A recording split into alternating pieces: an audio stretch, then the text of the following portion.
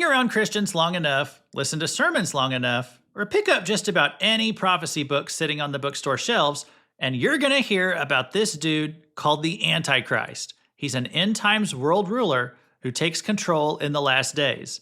And he's referenced all through the Bible. The Old Testament has 33 names for him. The New Testament has at least 13. Daniel calls him the little horn. Revelation calls him the beast. And 1st and 2nd John call him the Antichrist. This guy carries more ID cards than Jason Bourne. 1 John 2:18 tells us, "Little children, it is the last hour, and as you have heard, that the Antichrist is coming." You see, in the end times, in the apocalypse, this man will appear and dominate the world. But there's a little bit more to that verse. It continues, "Even now, many antichrists have come." Well, what is that talking about? It gets even more confusing when you throw in 1 John 4:3, which says, "Every spirit that does not confess that Jesus Christ has come in the flesh is not of God. And this is the spirit of the Antichrist, which you have heard was coming and is now already in the world." So wait, is the Antichrist a man or a spirit? Is he coming or is he already here? And if he is here, what do we do about him? I find this to be weird, and I'd like to explore why it's in the Bible. Turn to 1 John 2, and let's get weird.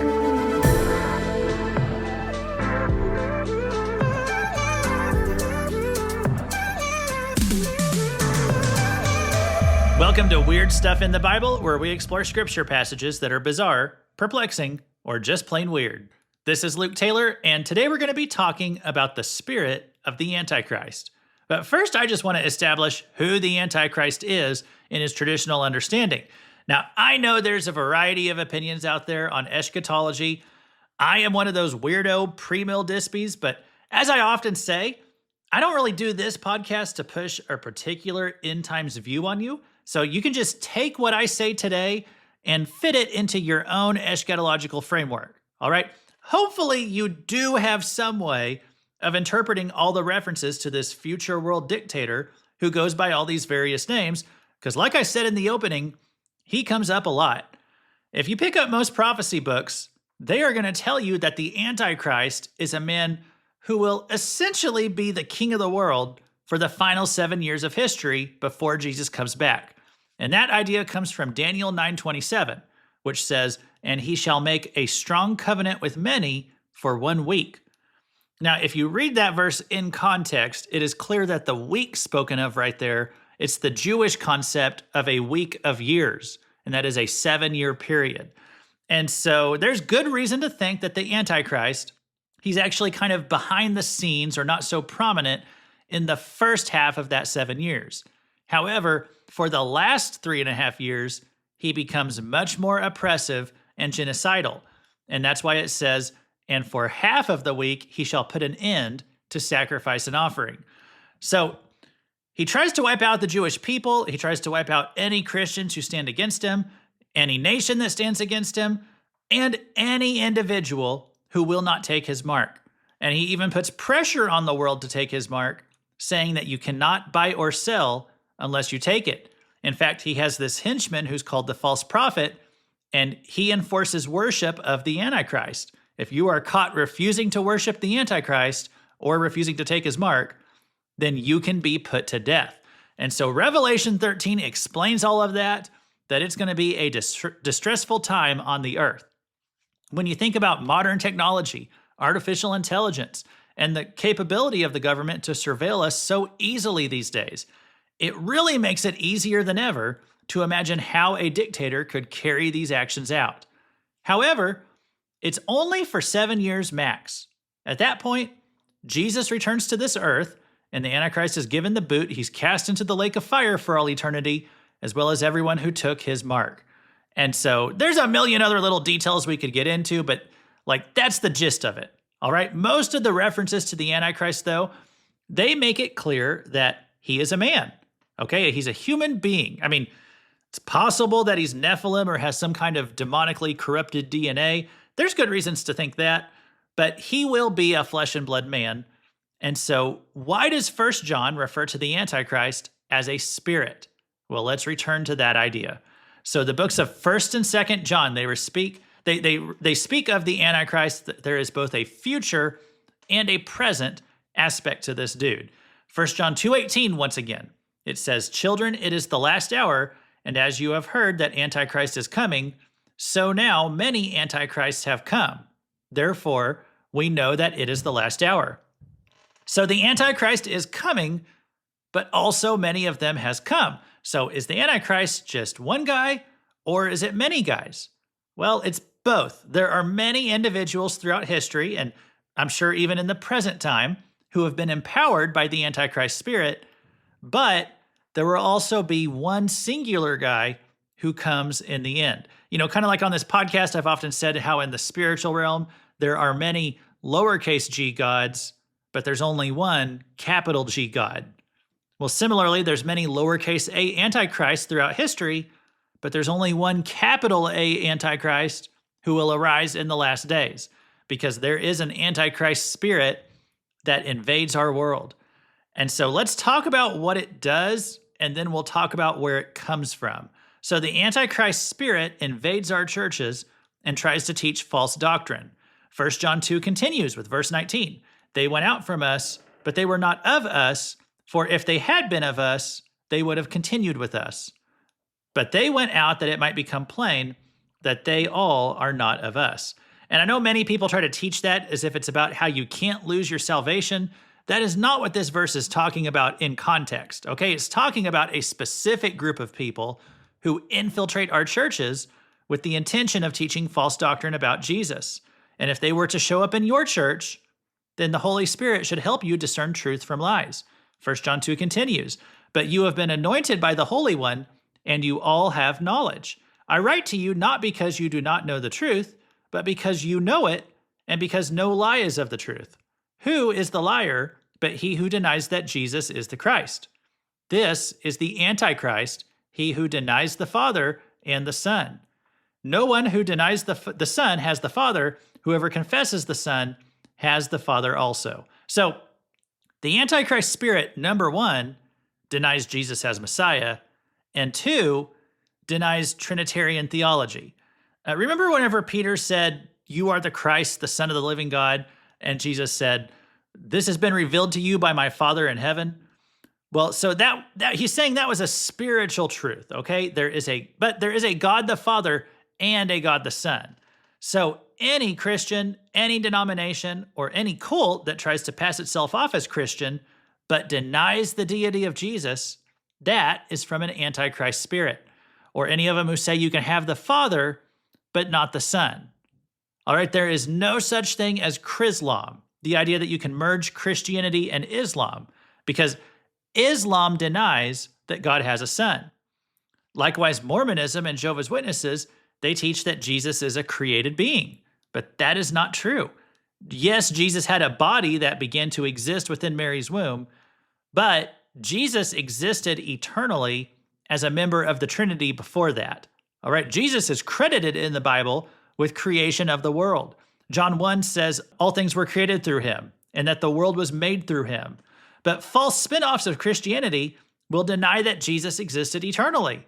The Jehovah's Witnesses in particular, they have a corrupted, deceptive Bible translation that obscures these truths.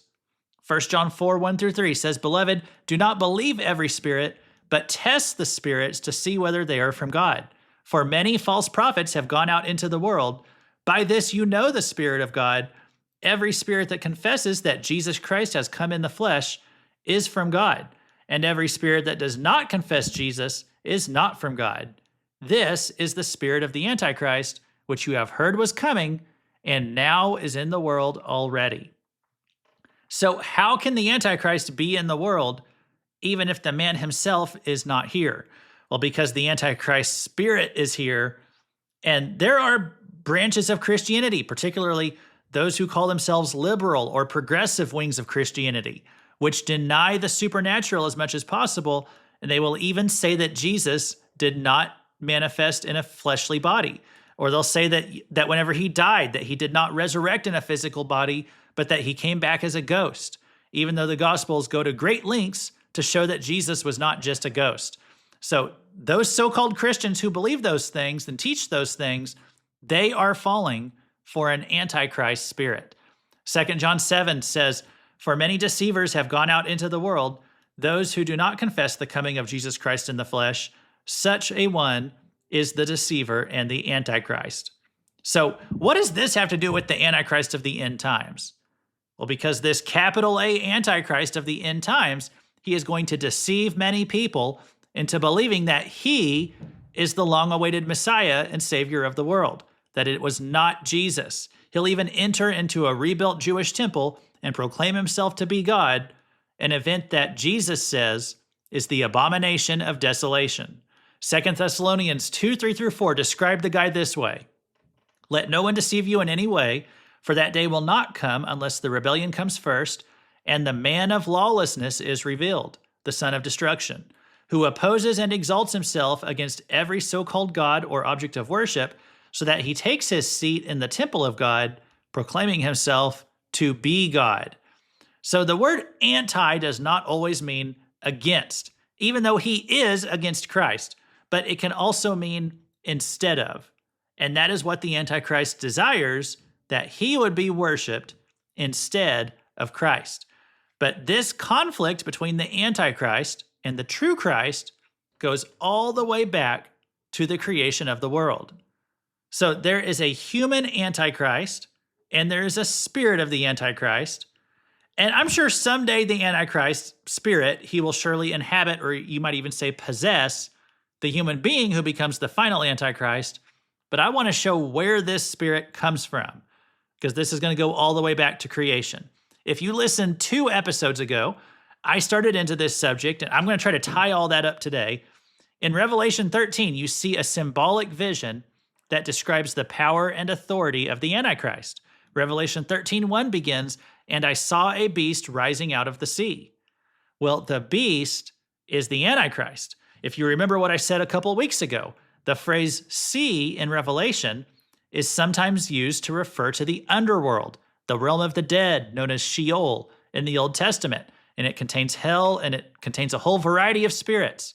Now, being a good old Dispy boy, I've always been taught that the sea right here in Revelation 13 means the Gentiles. And so when Revelation talks about a beast out of the sea, that means the Antichrist would be a Gentile.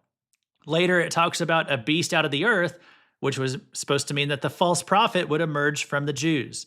Now, that may or may not be true. I'm not saying that those theories have to be wrong, but verses of Scripture can have multiple layers of meaning. And now that we understand how the book of Revelation, how it uses the word sea to talk about the underworld, and since we know that there are many underworld spirits and earthly realm spirits, well, we could perhaps also theorize that this might also mean the Antichrist spirit is an underworld spirit, and that the false prophet is an earthly realm spirit. And so to help build this case, let's read the description of the Antichrist right here. It says, "And I saw a beast rising out of the sea with 10 horns and 7 heads, and with 10 diadems on its horns and blasphemous names on its heads." So the Antichrist is described here as a sea monster with multiple heads. Like when I imagine it, I kind of think of this creature from Greek mythology who's called the Hydra. I don't know if you're familiar with that. Verse 2 says, "And the beast that I saw was like a leopard, its feet were like a bear's, and its mouth was like a lion's mouth. And to it, the dragon gave his power and his throne and great authority." So the dragon is the devil. And as we covered last week, the devil is an earthly realm spirit who rules the world. He offered the whole world to Jesus as one of the temptations in the wilderness. Jesus called the devil the ruler of this world 3 times in the book of John. So the Antichrist spirit, he is not subservient to the devil. He is from a different realm. But they will partner together in the end times because Satan wants to work with this spirit to try and overthrow or defeat God's plans. And so Satan gives his power and authority to the Antichrist during this time. Verse 3, "One of its heads seemed to have a mortal wound, but its mortal wound was healed, and the whole earth marveled as they followed the beast." So that may or may not refer to the Antichrist receiving some kind of head wound, and he is thought dead but survives, which is perhaps a copy of Jesus' his own death and resurrection. I'm not going to dwell on that today. Verses 4 and 5. "And they worshiped the dragon, for he had given his authority to the beast, and they worshiped the beast, saying, "Who is like the beast, and who can fight against it?" And the beast was given a mouth uttering haughty and blasphemous words, and it was allowed to exercise authority for 42 months. So in the last 3.5 years of this 7-year period, the Antichrist and the dragon, they are both worshipped as deities. Again, perhaps they're setting up their own copy of the true God, with Satan acting like God the Father and the Antichrist acting like God the Son. Throw in the false prophet, and you have an unholy trinity trying to deceive the world in the end times. Because just as the Holy Spirit testifies to Jesus, the false prophet will testify to the Antichrist. So it's this unholy trinity. I'm not sure if they'll present themselves to the world in that way, but that seems to be what they're copying there in the spiritual realm. But let's go back to this idea of a multi-headed sea monster with a wounded head, because this actually sounds like something we've seen before in the Bible. When Psalms is recounting the story of creation, when the earth was first formed, and it was this sea of chaos that we've been talking about. Psalm 74 describes God settling creation and setting the boundaries of the earth as if God was defeating a sea monster. So at the risk of sounding repetitive from just 2 weeks ago, I want to read Psalm 74, 12 through 17 again. It says, Yet God my King is from of old, working salvation in the midst of the earth. You divided the sea by your might. You broke the heads of the sea monsters on the waters. You crushed the heads of Leviathan. You gave him as food for the creatures of the wilderness. You split open springs and brooks. You dried up ever-flowing streams. Yours is the day, yours also the night. You have established the heavenly lights and the sun. You have fixed all the boundaries of the earth. You have made summer and winter. So notice there that we see this sea monster who is called Leviathan mentioned. He's a beast of chaos with multiple heads. Does this not sound like the same beast that we see in Revelation 13, who emerges from the underworld and partners with Satan? Well, I believe that Leviathan is the name of this Antichrist spirit. Now you might say, well, wait, Luke, Leviathan was slain at the foundation of the world. Psalm 74 is past tense. It's something that already happened. So how could he come back in the end times? Well, there's something really interesting in the book of Isaiah. There's a section in chapters 24 through 27 that are often called the Isaianic Apocalypse. Don't even ask me how to spell Isaianic, okay? This is a section of Isaiah that's about the end of the world. And Leviathan comes up again. Isaiah 27:1. In that day, the Lord with his hard and great and strong sword will punish Leviathan, the fleeing serpent, Leviathan, the twisting serpent, and he will slay the dragon that is in the sea. Again, that's talking right there about the end of the world. So that is future. Okay, unless a whole lot of stuff happens between the time I record this and the day that it's posted, Isaiah 27, that is future. So Psalm 74 says that God slayed Leviathan in the past at the creation of the world. Isaiah 27 says God is going to do it again. Daniel Moore's commentary on the book of Isaiah, which recently released on Amazon, it says Isaiah 27 presents a vision of God's final victory over chaos and evil, symbolized by the defeat of Leviathan. So what does that mean? Leviathan comes back. Well, I believe it's so clear as you read Revelation that this beast from the sea is the spirit of the Antichrist, which means that the battle between Jesus and the Antichrist, it is not just a conflict of the end times. It's a conflict that's been going on since the foundations of the earth were laid. So if the Antichrist is this spirit of chaos, then what is the relationship between chaos and the Antichrist? Well, let's remind ourselves of what God did as he fashioned the earth. So as God started setting the boundaries, God was separating and making division between one thing and another. Psalms mentioned that as when it was describing God's victory over Leviathan. It said God was setting the boundaries. And so the chaos waters just kept getting pushed lower and lower. But if you read Genesis 1 carefully, they never went away. They were collected into this lower region that was called the sea, which is representative of the underworld. And that is where Leviathan, the chaos dragon, the Antichrist spirit, that's where he's been situated. And so how does the Antichrist spirit of the end times how does it align with this chaos agenda? Well, in some surprising ways. For example, the Antichrist is said to be a man of lawlessness in some verses that we read before. Let me go through that again. 2 Thessalonians 2:3, it said, "Let no one deceive you in any way, for that day will not come unless the rebellion comes first, and the man of lawlessness is revealed, the son of destruction, who opposes and exalts himself against every so-called God or object of worship, so that he takes his seat in the temple of God, proclaiming himself to be God." So it seems like every boundary that the Antichrist can violate, he will. Okay, he sets up a 7-year covenant, and then he breaks it halfway through. He profanes the holy place. He's called a man of lawlessness. To be lawless means to blur the lines and to have no boundaries. Here are some other ways. Genesis 1:14, it said that God set up times and seasons.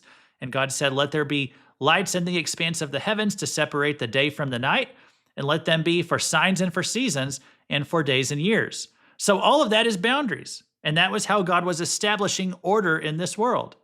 But look at what the Antichrist will do. Daniel 7:25, "He shall speak words against the Most High, and shall wear out the saints of the Most High, and shall think to change the times and the law." So see, changing the times. God establishes them. The Antichrist will think to change them. And then I thought this was an interesting quote. I just read it in a book this past week. It's by John Walton. It's called The Lost World of the Prophets. It says, "The signs of the end will be the disintegration of order as happened in the days of Noah." And remember, this Antichrist spirit is already in the world. And I would say the places where you see boundaries being violated or blurred, it could be a work of that spirit. Genesis 1 says that, God created a distinction between male and female. Well, this transgenderism movement was like trying to erase all of that. That sounds like the influence of the chaos realm to me. And let me remind you what John said was an Antichrist spirit. 1 John 2:22, "This is the Antichrist, he who denies the Father and the Son.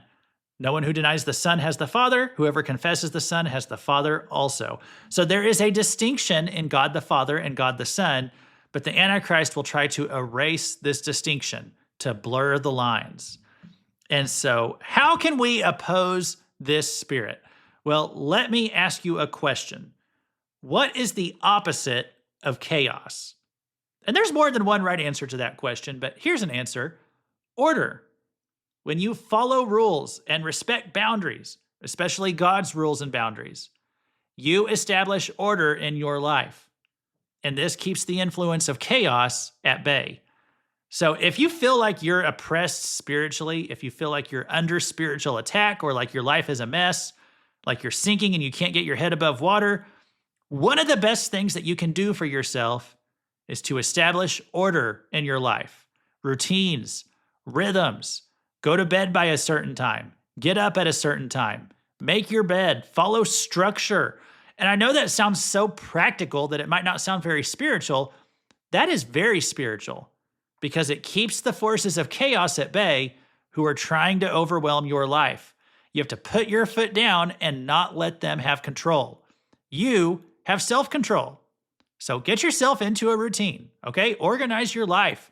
Watch some Jordan Peterson. And not just order in our lives, but order in our doctrine. We see it in 1 and 2 John that the Antichrist spirit tries to disrupt a lot of doctrine, especially around Jesus. So whenever we hold our ground firm on doctrine, especially in relation to the deity of Christ, okay? And there's primary issues and then there's secondary, and I'm talking about primary here. Hold your foot down on that, okay? Whenever you do, we don't just oppose the Antichrist spirit, we are defeating him. So keep order in your life. As 1 Timothy 4:16 says, watch your life and doctrine closely. And there's another antonym of chaos, and that is peace. And Jesus is certainly the Prince of Peace. I don't think I have really time to go into all that today. I just have a few minutes left. So for the sake of time, I'll stick that in the newsletter for this weekend. And if you'd like to sign yourself up for the newsletter, you can do so in the show notes or at my website, weirdstuffinthebible.com. This was fun today, guys. Like, I almost skipped doing this episode, but I'm really glad I did it. To me, this sheds some light on this figure of the Antichrist, who, mysteriously appears in the tribulation period. He is a human, but his agenda, it's really just a manifestation of this spirit that's always been trying to blur boundaries and generate chaos in our world. And so I think we covered it. Next time on this podcast, we're going to jump into a new topic, the cosmic mountain. And it's kind of related to the underworld topics we've been discussing, but we're trying to build on that stuff. So the Bible does say Eden was a garden, but it also says Eden was a mountain. So what does that mean? And is that literal or figurative? Is it physical or spiritual? Well, we're going to unpack all of that next time and try to figure out what Eden actually is. Because the Bible actually describes a lot more stuff going on in Eden than what you read simply in Genesis 2 and 3. We're going to put all those pieces together next time. So make sure you're subscribed so you can get that. And if you need to get in touch with me, my email is weirdstuffinthebible@gmail.com. And I will end with this message that I received several weeks back at this point from a listener, a weirdo named Owen. I would say he's an official weirdo by now. And I wanted to include this email last time, but I kind of ran out of time. It fits in pretty well here too, though. So, and I won't read the whole thing. Owen's essentially asking whether Satan should be understood as one spirit or many spirits. And what provoked this question is how the word Satan in the Bible, it can simply mean an adversary or an accuser. And this word could also be used to describe a lot of different beings in the Bible, human or otherwise. Jesus even calls Peter Satan in Matthew 16. So Owen says, is Satan a single being, a role that can be applied to multiple beings, or some combination of both? And how do passages like Job 1 and Matthew 4 fit into that picture? And so that's a very thoughtful question, because Owen is right that the word Satan is often more of a title or a descriptive term, and that there's many quote-unquote Satans mentioned throughout Scripture. However, I think the Bible is also clear that there is one singular chief adversary of God who is the Satan. Revelation 12 and 20 will use phrases like this: the great dragon was cast out, that serpent of old, called the devil and Satan, who deceives the whole world. Well, to me, that's like the Bible is just going out of its way right there to be clear. The devil equals the dragon, equals the serpent, equals Satan. So we don't have to have any confusion over whether this is the same dude. And even Michael Heiser, who I love, he was a little squishy on this question sometimes. And if we didn't have the book of Revelation, perhaps it would be a little more mysterious. But I just think Revelation 12, it's making it uber clear for us. So we might say it this way: there's many lowercase s Satans in the Bible, but there's only one capital S Satan. And I kind of noticed this trend this year in both the Bible and in the book of Enoch, as I was doing our Enoch study this year, that the Bible will often say there's a lot of prototypes of something, but then there will also be like a singular main version of that thing. And let me explain. The Bible, it speaks of many lowercase g gods, but there's only one singular creator God. The book of Enoch's 40th chapter, it refers to how there's many Satans on the earth. But the 53rd chapter tells us there is the Satan. The book of Enoch refers to the watchers as the sons of perdition. But 2 Thessalonians 2 tells us that the Antichrist will be the son of perdition. 1 John 2 tells us there are many antichrists, but it also says that the Antichrist is coming. Genesis 3 refers to spiritual beings as beasts, but Revelation tells us about the Antichrist, who is the beast.